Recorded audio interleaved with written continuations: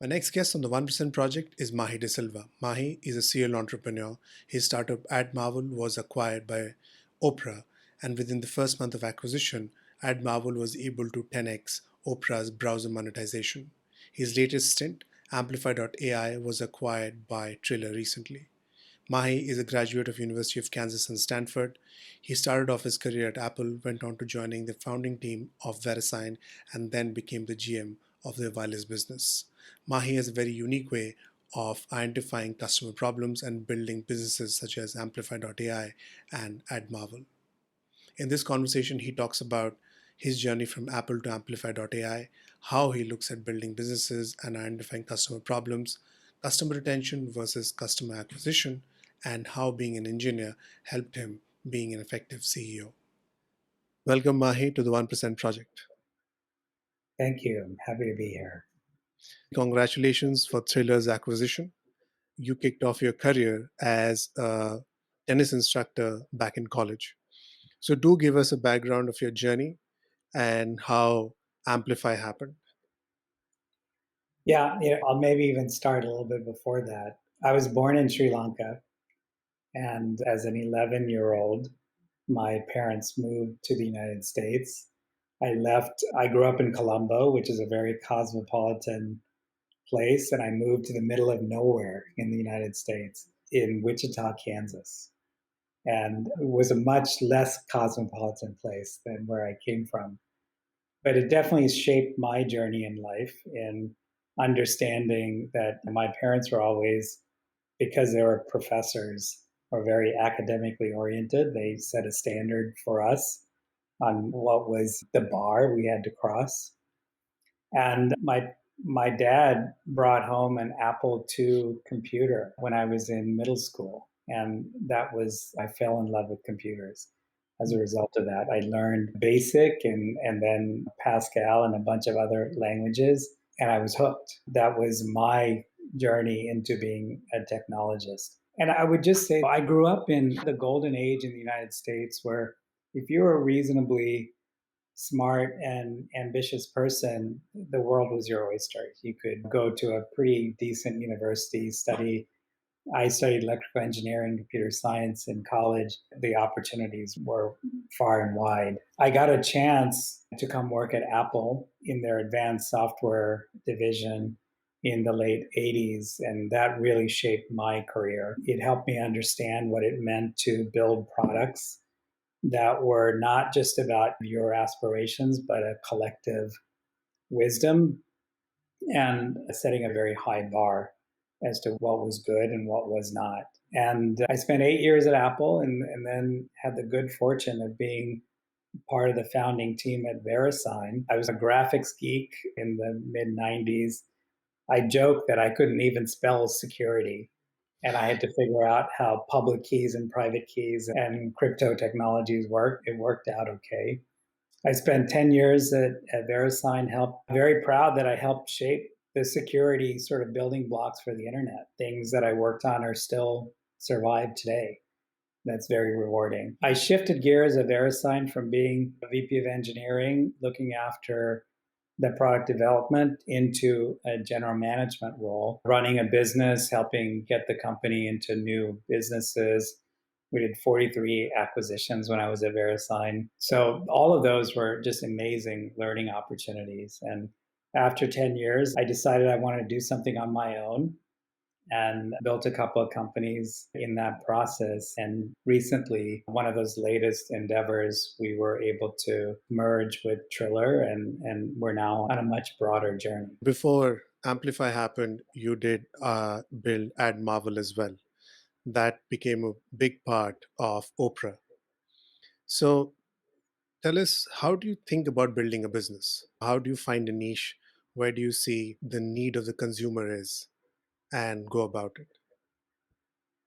That's an amazingly great question, because I think that for entrepreneurs who are always motivated by whatever it is, like we want a better opportunity to express our talents, or we see an opportunity in the marketplace.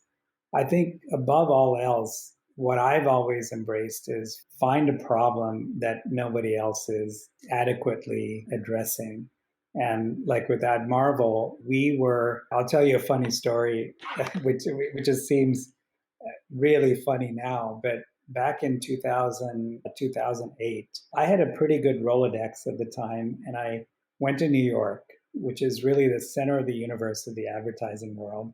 And I met with really the captains of industry around Hmm. advertising. And I showed them what we were building. The iPhone had just come out. We showed them full screen ad experiences. And these are people that were running multi-billion-dollar ad businesses. And they said, look, you're telling me that I'm going to take my banner ads I show on Yahoo and other websites, I'm going to shrink that down by 60%, and people are going to click on those things. And I told them, no, you're thinking about this the wrong way. It's the screen, it's a full screen.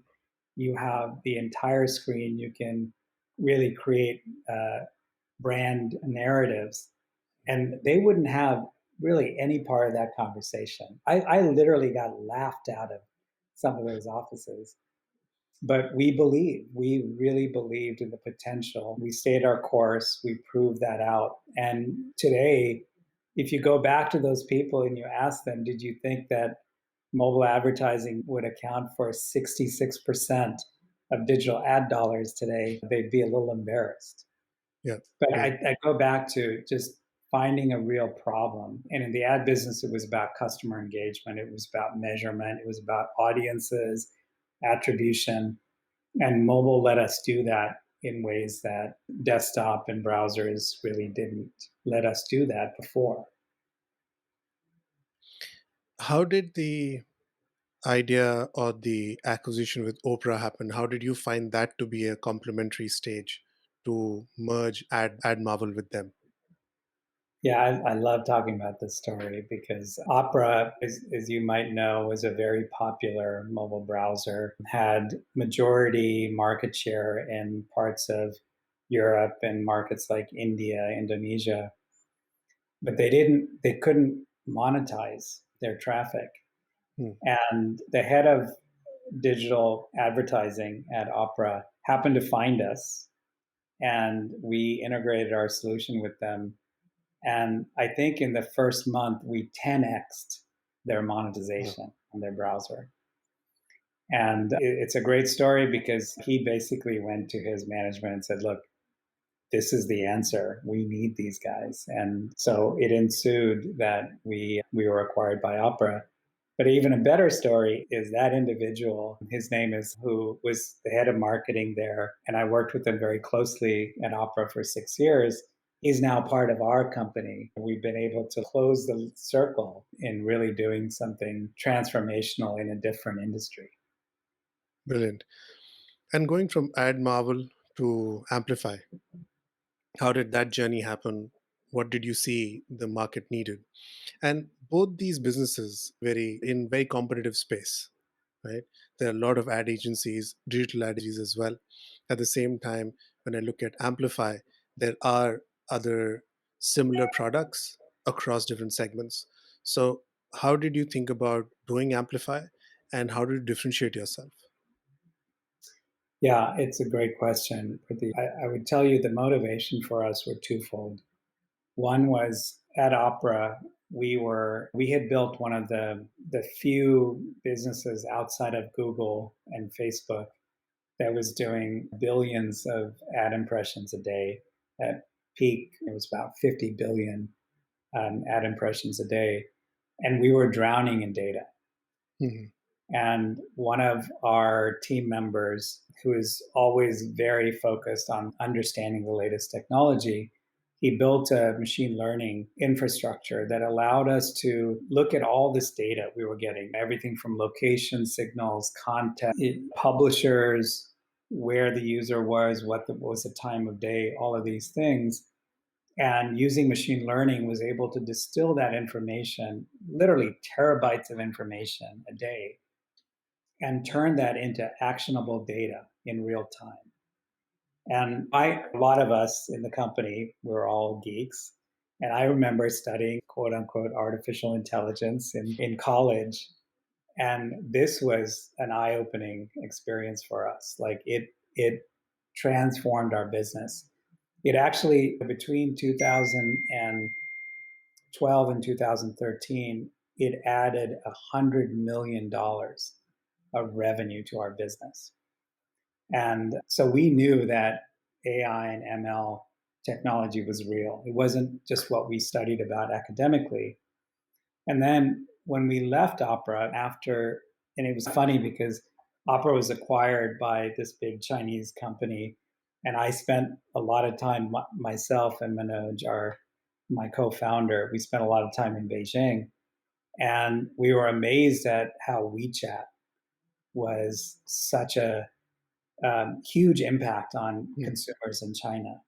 Yeah. So we saw the aha moment was seeing the combination of social messaging and AI technologies to create a really different type of consumer interaction.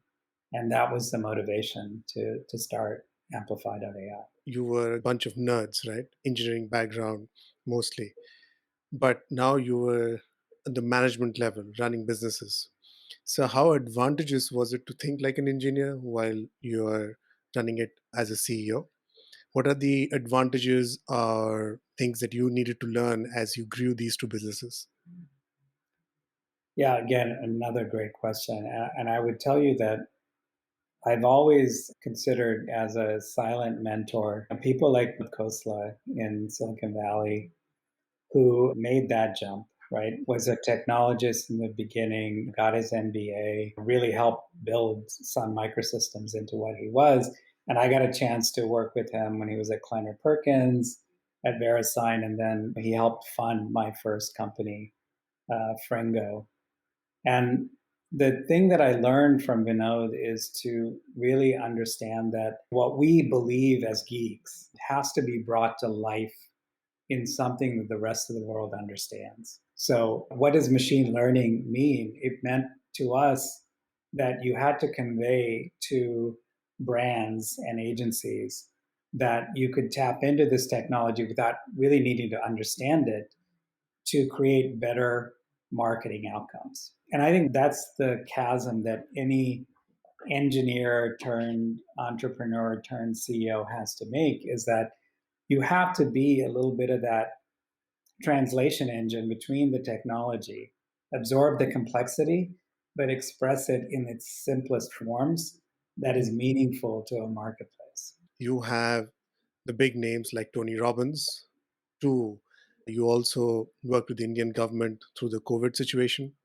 And then in one of the interviews, you mentioned that a lot of your users use a lot of emojis, which all the other competitors may not be providing. So, how did you get that customer insight as well as these big clients to come and join the Amplify platform? Yeah, and some of it is just through trial and error and circumstance. Our early customers in India were customers like Z News, that literally we had hundreds of millions of people interacting with our platform. And we found that first and foremost, the vernacular for Z, whether it was Z English or Z Hmm. Hindi, was English. It wasn't one or the other. And because we come from a cross cultural background, we could deal with that. But then the complexity was that there was very subtle meanings that came into a conversation that was expressed in an emoji. Hmm. Because if you parse the text, it would mean one thing, but when you added the emoji, it meant something completely Yeah. different. It was sarcasm, or it Hmm. was this notion of adding to a certain trend that was happening. So when we added that to our natural language processing systems, it really started to produce very different results. It helped us understand who that consumer was, how we should consider did they like that content, did they not, Hmm. how it would impact our recommendation engine. So it was really a bit of a transformational event. And I credit these millions of interactions we saw in India early in our company that really contributed to that innovation. Customer retention or customer acquisition? Which is more important and why? Yeah, and this is somewhat controversial. I would say it's customer acquisition. Hmm. And here's why. Because, where we sit, which is really at the bleeding edge of technology, we have come to understand that customers that are looking for innovation will always kick the tires. They'll let you in. If you can prove yourself, they'll really let you impact their business in big ways. But companies often change tracks. Their priorities change, the economy changes. So the key to, I think, for any entrepreneur is to look at growing your business, because sometimes in a changing economy, and COVID's a great example, your best customers might actually have to shut down. Hmm. And you just cannot, you can't run a grow, you can't drive a growth business on those ideals. And it also, the beauty of growth focus is a person I worked for in the last 15 years had this really amazing phrase that he said, that the scenery only changes for the lead dog. Because if you're a pack of dogs that are pulling Yeah. a sledge and you're behind, you're always looking at the dog in front of you. Yeah. Hmm. But if you're the lead dog, the scenery is always changing. It's always different.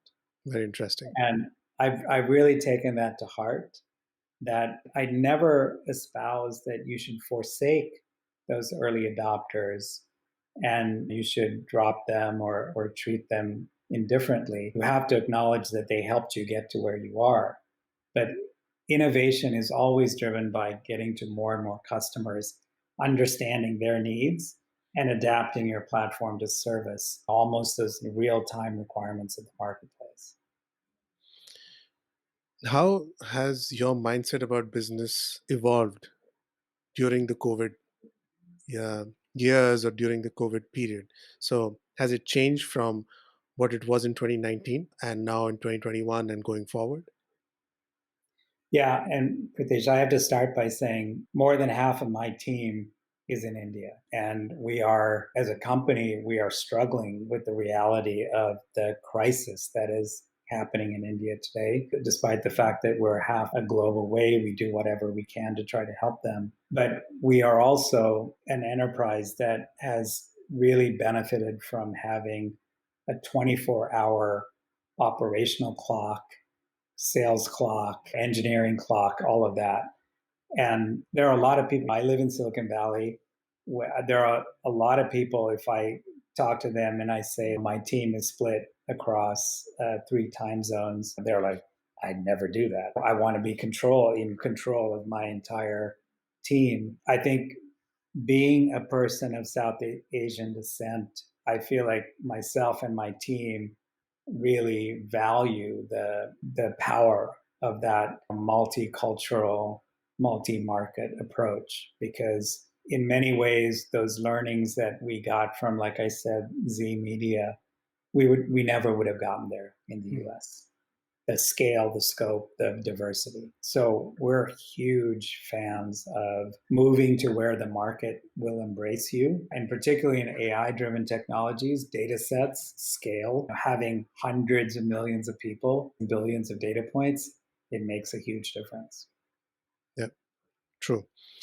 I think my last question before we get into the rapid fire is, how did you find, again, the same thing I think with AdMarvel and Oprah? How did Triller happen? And how did you find Amplify to be a great complement to Triller? Yeah, the partnership with Triller is a little unusual because the two guys that's really started Triller as we know it today, they brought me in 2019. They invited me to be part of their initial investor pool, and I was on the board. So I've always had an insider view into Triller. And as two separate companies, we've leveraged each other. We've looked at some of the problems they faced that's influenced some of the technologies we built, and Triller used Amplify.ai in their day-to-day operations. And it got to a point that I was dividing my time between two companies, and it just made much more sense to combine this. Mm. There's a ton of synergies between our technologies, our approach, our personnel. So it's a rare, really a rare combination. And I think everybody on both sides are thrilled to having made that decision to merge. Now we come to the exciting part of this conversation, rapid fire, one sentence or one word. And I'm sure you will sail through this. So, are you ready? Yes. The hardest thing about your job? Um, I'm both a psychologist and a babysitter. Brilliant. One book or a blog that has influenced you the most personally and professionally? Jim Collins, From Good to Great. Brilliant. Amazing book. Yeah. Your most favorite superhero? Um, I had to take a breath on that, but I think really maybe a reflection of who I am, Batman. Will AI ever take over human interactions? I don't believe so. I think that the potential of AI is huge, and a lot of people today will say AI is not here yet. But I would tell you that I get in my car sometimes. I have to get out of my garage and onto my road, but I don't have to do much else to get to my destination. And that's AI at work. It's real. Brilliant. Mahi, it was a pleasure speaking to you. Thank you for being on the 1% show. Thank you very much. It was a pleasure.